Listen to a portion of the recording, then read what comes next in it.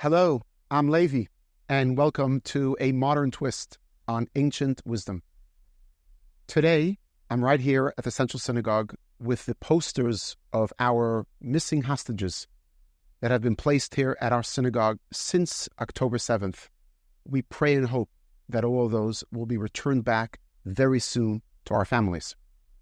Today, what I want to talk to you about is the Olympics, because they're coming up soon. And I recently came across an interview on Canada's most decorated swimming Olympian.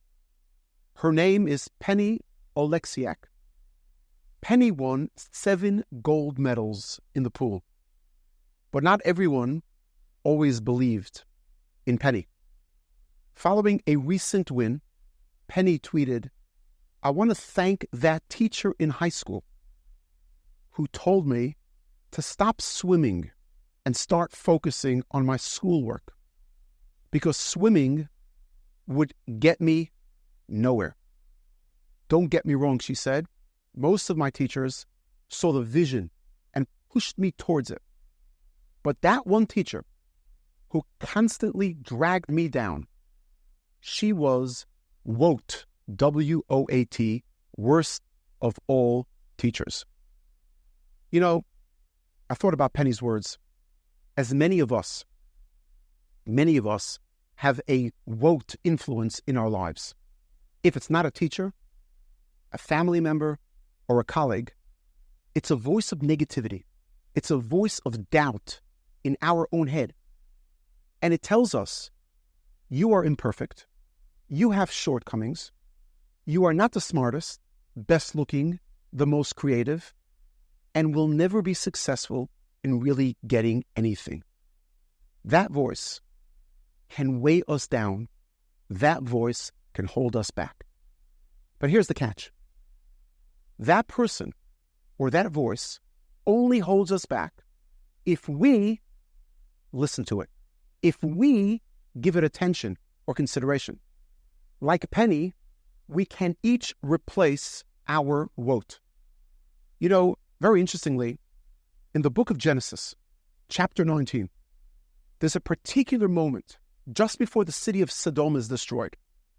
The angel that came to save Lot, who was Abraham's nephew, turns to Lot and he says, and I quote, "Run for your life, flee to the hills, do not look behind you, lest you too be swept away." Despite the warning of the angel, Lot's wife couldn't help herself. She looked and became a pillar of salt. In fact, the famous historian Josephus claimed to have even seen the pillar of salt, which was Lot's wife. Why were they warned? Why were they told by the angel not to look back?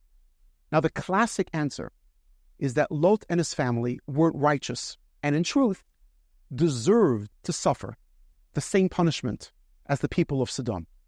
They weren't worthy of witnessing the downfall and were therefore told not to look back.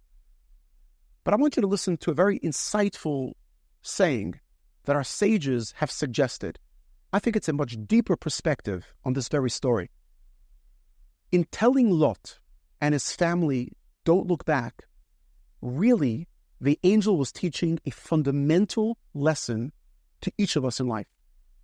When you've made mistakes, and who has it, and who hasn't, when you have underachieved or come up short, don't look back.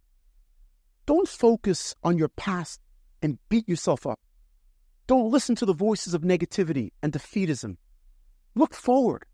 Look to the future. Look to the opportunities it presents. Obviously, one, of course, needs to understand what drove the mistakes we made and feel remorseful for them. But we cannot and should not ruminate in them. We have to look ahead, look forward. Interestingly, salt was not random, because salt is actually the vehicle. By its very nature, it preserves and keeps whatever it's spread on intact. It inhibits the ability to grow, to change, or to move forward. Lot's wife literally got stuck in her past. She couldn't move past it, couldn't look forward, and didn't let herself start again. Research shows that at least 70% of the time we think about the past, we only relive the negative aspects of our past lives. But that thinking sabotages our very future and forfeits our present. May God bless each of us with the strength and the conviction to not only hear the woat in us, but see the goat, the greatest of all things in us. All the very best, and thanks for joining.